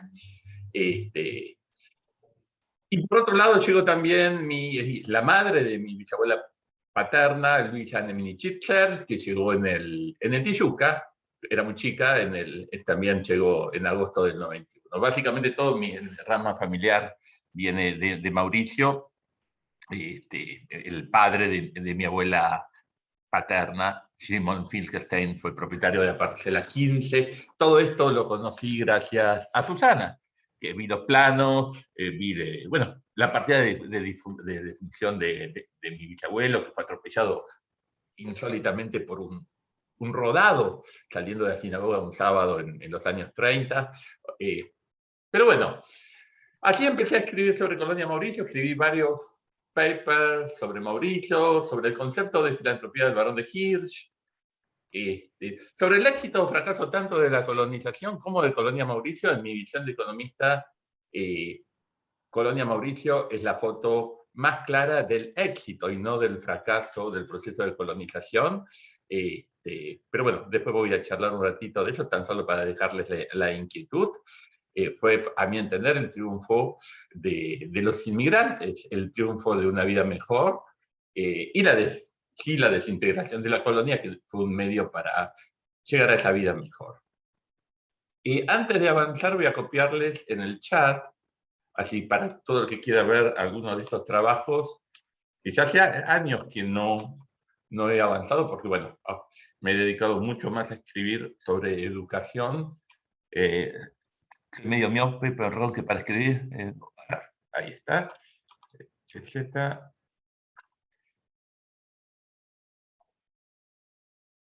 ahora sí. Ahí está directamente, para entrar directamente en mi página web. Si alguien lo desea, puede entrar al botón de Barón de Hirsch y ahí está todo lo que escribí durante estos años. Dentro de estos trabajos que fui escribiendo, me encontré por un lado con la visión sobre la filantropía del Barón de Hirsch, que por ejemplo en 1891 escribía: me opongo firmemente al antiguo sistema de limosna, que solo hace que aumente la cantidad de mendigos, y considero que el mayor problema de la filantropía es hacer personas capaces de trabajar de individuos que de otro modo serían indigentes, y de este modo crear miembros útiles para la sociedad. Bueno, su modo de pensar inmediatamente me atrapó y bueno, de ahí en más escribí, hice bastante research en lo que se llama filantropía no asistencialista, y el cómo es lo interesante. En 1873 escribía Hirsch: la pobreza se origina en la falta de educación, y solamente la educación y el entrenamiento de las nuevas generaciones podrán remediar esta desafortunada situación. Este es mi link con educación. Jamás había escrito sobre educación, empecé escribiendo sobre educación en las colonias, luego sobre la dicción, sobre la educación en el Barón de Gires, y a partir de ahí, bueno, nunca más dejé de escribir en los problemas que hacen hoy a la educación en la Argentina, y así fue como, bueno, como llegué a la academia. Por eso digo que mi homenaje a Susana, que es la responsable de este rarísimo viaje. Ahora sí, voy a charlar un rato sobre Demetrio Aranovich, que no voy a contarles la reseña. Demetrio Aranovich, bueno, luego de Alperson, que hace un rato hemos escuchado, y de Boris Garfunkel, cuyas memorias son fascinantes. La memoria de Boris Garfunkel para mí es literalmente fascinante. El viaje que hizo Garfunkel en su vida, desde la Rusia natal, pasando por Mauricio hasta llegar a la mueblería, por así decirlo, de la calle Corrientes. La reseña histórica de Demetrio Aranovich es un complemento, creo, para entender la historia de Colonia Mauricio, y por la personalidad de Aranovich es de gran valor, porque tiene, a ver, estamos hablando del primer médico judío de la Argentina. Les cuento un poquito de Demetrio Aranovich, que es la idea entonces de mi charla, no va a ser larga. Demetrio Aranovich nació en Taganrog, en Rusia, en la actual Ucrania, en 1871, y bueno, fallece en el 45 en Buenos Aires, en la ciudad de Buenos Aires. En palabras justamente de Susana Siguol, cuando fallece, la comunidad argentina pierde un orgulloso ciudadano, un libre pensador con principios inclaudicables, un médico con profundos conocimientos profesionales y parámetros éticos inamovibles, y un verdadero humanista multifacético, inquieto lector, con amplio conocimiento de varias lenguas, capaz de expresarse a través de la pluma, del dibujo, de la palabra, como un hábil orador, e inclusive capacitado para traducir textos de autores clásicos eslavos, algo bastante raro para, bueno, un niño nacido en Ucrania en 1870. Aranovich realiza sus estudios en el gimnasio de la ciudad de Nikolayev, lo cual en sí mismo es una prueba de condiciones académicas insólitas, sobresalientes, dado el reducido cupo para alumnos judíos en virtud de las restricciones impuestas por el gobierno del zar. En 1890 obtiene el título de bachiller. Lo atípico de su formación lo refleja entonces las restricciones que enfrenta para estudiar. Por ejemplo, en julio de 1887, el Ministerio de Educación, siempre estoy hablando del zar, establece el número clausus, donde nada más que el 10% de los estudiantes dentro del llamado Pelotset, la zona de residencia de los judíos en Rusia, podían estudiar. En 1896, contratado por la Chewis, viaja a la Argentina, se radica en Villaguay y se hace cargo de la Secretaría de la Administración de Colonia Clara. Al poco tiempo revalida su título en el Nacional de Concepción del Uruguay, se traslada a Buenos Aires y se inscribe en la Facultad de Medicina. En 1903 se gradúa de doctor en medicina y se convierte así en el primer médico judío de la República Argentina. Su tesis doctoral, el tratamiento racional de la tuberculosis, una enfermedad en ese entonces muy, muy relevante, le posibilita incorporarse al Sanatorio Santa María en Cosquín, en Córdoba, donde era, por así decirlo, el centro de la Argentina del tratamiento de la tuberculosis. En 1904, la Chewis lo contrata para que cubra por un año las necesidades sanitarias en Colonia Mauricio. Aquí empieza nuestro tema. Se radica, al término de un contrato en Carlos Casares, donde ejerce su profesión de médico hasta el 16, luego se traslada a Buenos Aires y ejerce su profesión durante 30 años en el Hospital Israelita, después llega a ser presidente, por cierto, y en el dispensario antituberculoso de la Boca. Bueno, la foto es clara, ¿no? Demetrio Aranovich contaba con un capital humano absolutamente inusual para un inmigrante judío en los primeros años del siglo XX. De todas las memorias, de todos los testimonios, de todas las historias de Mauricio, la reseña que él escribe es académicamente probablemente la más calificada. Tiene una larga relación con el socialismo argentino, probablemente por su residencia en Colonia Clara. Recordemos que en Colonia Clara vivía la familia Chekov, ¿no? En palabras justamente de Susana Siguol, referente imprescindible en el surgimiento del socialismo argentino, ¿no? Las tres hermanas Chekov, Mariana se habría casado con Juan Justo, Peña y Adela con Nicolás Repetto y Enrique Dickmann. todos médicos al igual que Aronovich. Probablemente por eso en el 1899 se incorpora Aronovich al Partido Socialista, donde tendría una larguísima trayectoria, y llega en junio del 16 al Centro Socialista de Carlos Casares, el cual es el primer secretario general. Un punto interesante es que por su formación ideológica, obviamente está alejado de la religión, pero su prestigio y su respeto por las tradiciones judías le permiten a su vez ser respetado y aún admirado por la comunidad, lo cual lo testimonia el hecho de que fue presidente de muchas instituciones comunitarias. Desde que llega Mauricio, establece una estrecha relación con la Sociedad Israelita de Carlos Casares. Prueba de ello es que en 1904, cuando se hace la fiesta de inauguración de la primera etapa de la construcción de la sede social, Aronovich es el orador del acto.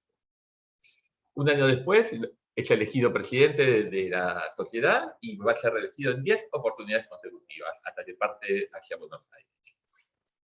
En Buenos Aires es miembro de la llamada Sociedad de Protección de Inmigrantes Israelitas, la SOPROTIMIS, ahí me salió. Preside la entidad durante el nazismo y en 1942, bueno, hay un episodio que lo involucra, donde junto a otros dirigentes comunitarios fracasa en intentar sacar de Francia a 1000 niños judíos cuyos padres se encontraban en campos de concentración. En síntesis, Aronovich no fue un colono, sino que llegaba a Mauricio contratado como médico. Cuenta con cualidades intelectuales distintivas, prueba de ello el haber podido acceder al gimnasio en la Universidad de Educación Secundaria en Rusia y el hecho de haber sido el primer médico judío en el país. Tiene un gran éxito profesional, fue presidente del Hospital Israelita y tiene una intensa actividad dentro de la comunidad judía, llegando a ser un líder, pero sin renegar nunca de sus principios socialistas. Por eso, su reseña histórica es un trabajo que está plagado de estadísticas, por eso me sentí tan cómodo, por cierto, en su momento al escribir sobre él, donde centra su interés en el desarrollo económico de la colonia y en los causales de su desintegración. No tanto en episodios de la vida cotidiana, como por ejemplo escribe Boris Garfunkel o Michael Alperson en sus escritos. Por eso es una pieza ideal justamente para complementarlos. Tan solo para cerrar, yo iría a la conclusión de por qué se desintegró, en palabras suyas, la colonia. Y dice Aronovich, la apreciación errónea por parte de las Jewish de la productividad del terreno y por ende la amplitud del lote para la labranza entregado al colono, el cual podría haber sido reducido a su quinta o sexta parte, pues con 25 o 30 hectáreas hubiera bastado para poder ganarse la vida a una familia de labriegos, y la enorme valorización del terreno fue el mayor incentivo para provocar la venta de las tierras. Es algo totalmente natural. Coincido, a ver, ahora desde mi visión profesional, la hipótesis es correcta, su objetiva defensa de la hipótesis es por demás concluyente. Los colonos se encontraron con un incentivo para realizar una fuerte ganancia de capital. Era racional hacerlo, y se comportaron exactamente como la teoría económica lo predice, dado el costo de oportunidad de no hacerlo. Es decir, ¿por qué no hacerlo si podían hacerlo y acceder a un mejor nivel de vida? Es la oración que, bueno, escuché hace un rato de sembramos trigo y cosechamos médicos. ¿Qué mejor? Los colonos triunfaron, Colonia Mauricio triunfó. Muchos descendientes de aquellos colonos fueron médicos, abogados y tantas otras profesiones. En el imaginario, me imagino, de muchos de esos colonos que labraron la tierra y dejaron su vida, bueno, justamente en las colonias. ¿Qué mejor triunfo que ver a sus descendientes haciendo una vida mejor que la que ellos tuvieron oportunidad? Por eso, en mi visión, y algún día voy a volver a escribir del tema, hoy, bueno, mi vida está por otros caminos, Colonia Mauricio es el ejemplo más claro del éxito del proceso de colonización de la Jewish y del Barón de Gies. Gracias. Edgardo, muchísimas gracias por el recuerdo personal y por también ilustrarnos un poco sobre tus teorías y tus estudios que hiciste sobre Colonia Mauricio. Me pide la gente, yo encontré 2 links mientras vos hablabas, si podés subir el link que no se copió en el chat general. Ya lo copió, ahí lo copió. Por las dudas que yo no haya puesto todos los que corresponde. Vamos a dar 5 minutos extra, como Mónica no está, Teresa, para que se nos sume con el relato que quedó trunco, para así no nos vamos con ninguna Ahí lo deuda con copié nadie. en el chat. Ah, perdón, lo puse como un mensaje directo. Ahí lo voy a... Ese fue el error antes también, seguramente. A todos en la reunión, gracias.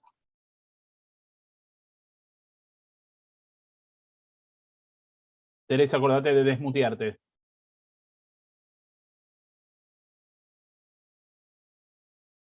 No te estamos escuchando. Ahí. ¿Ahí estás? Sí, ahí te escuchamos, todos. Bueno, perdón, pero les voy a presentar solamente el borrador. Mónica hizo un trabajo mucho más completo, pero para que conozcan de la lápida 20 que estábamos hablando, no sé si se ve, a ver, lo voy a maximizar. Ustedes observan que es imposible entender lo que dice. Los que saben hebreo, otra vez se me está yendo. Se darán cuenta que es imposible la traducción.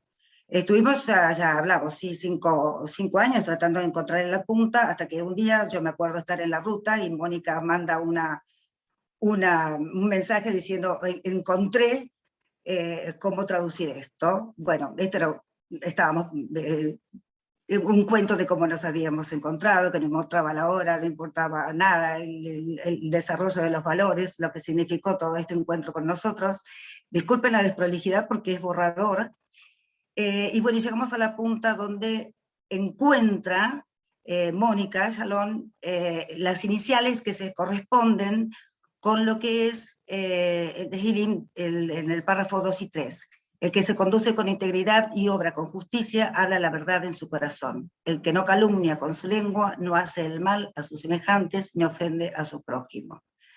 Descubrimos acá que fuimos al registro, encontramos que era Rosenfeld, pensamos que era Abraham Rosenfeld que nombraba Alperson como uno de los primeros maestros y rabinos, pero no nos coincidían las fechas.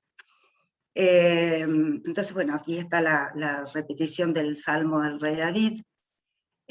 Sabíamos que era un hombre especial, sabíamos que era Rosenfeld, esto lo voy a pasar rápido, pensábamos que era el rebe que nombraba Alperson, hasta que encontramos la tumba que la proporcionó Nancy con su investigación por el otro lado, y ahí encontramos a Abraham Rosenfeld, del que se refiere Alperson, y encontramos que su padre era Isaac, que nosotros no podíamos...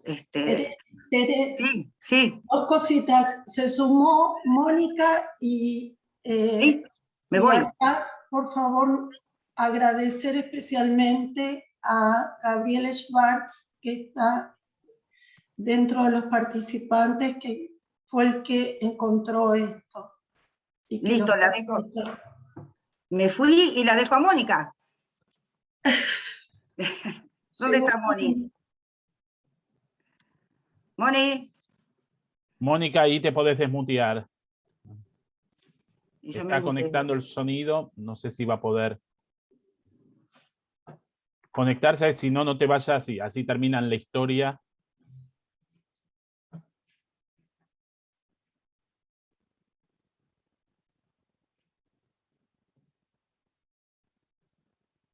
Mónica. Desde el otro lado del mundo. Sí, no se puede conectar el sonido, me parece. No se puede conectar el sonido. Si querés continuar, Teresa, porque ya tenemos que ir cerrando. Sí, no, por eso, simplemente quería mostrarles cuál era la lápida, bueno, que era una persona especial, un tzadik, pensamos que como Abraham, su hijo, había sido uno de los destacados en la cuestión religiosa de la colonia, era verdaderamente hijo de su padre, de esta persona que fue muy generosa con todos, fue muy generosa con su vida y con la comunidad, y nunca quiso que en realidad se sepa su accionar, por eso la puso tan encriptada esta lápida, tan difícil de traducir. Lo importante es que, yo les contaba, el cementerio nos sigue dando incógnitas y nos sigue dando preciosas respuestas.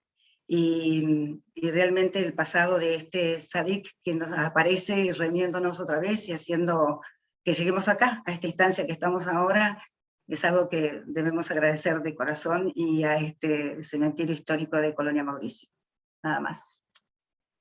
Muchísimas gracias. Esta lectura de los cementerios que en realidad hablan de la vida y no de la muerte, ¿no? Hablan de la vida y tanto podemos aprender. En nombre de Tzavta, Centro Comunitario, del Centro de Estudios Genealógicos y Socioculturales de la Población Judía de Argentina, del periódico Novación y del Archivo Histórico de Antonio Maya, de Carlos Casares, queremos darles las gracias a todos ustedes por haber participado de esta actividad. Casi 2 horas de actividad y tenemos mucho más todavía para seguir comentando y hablando seguramente en este homenaje que se realizó a los primeros colonos de la primera colonia judía en la Argentina, Carlos Casares, la colonia Mauricio, fundada en el año 1891. Desde ya, muchísimas gracias a todos también ustedes por la participación. Vamos a abrir la vista de galería que últimamente me gusta para vernos las caras todos y recibir un fuerte aplauso en homenaje a todos los colonos y al gran trabajo que se presentó hoy en esta oportunidad.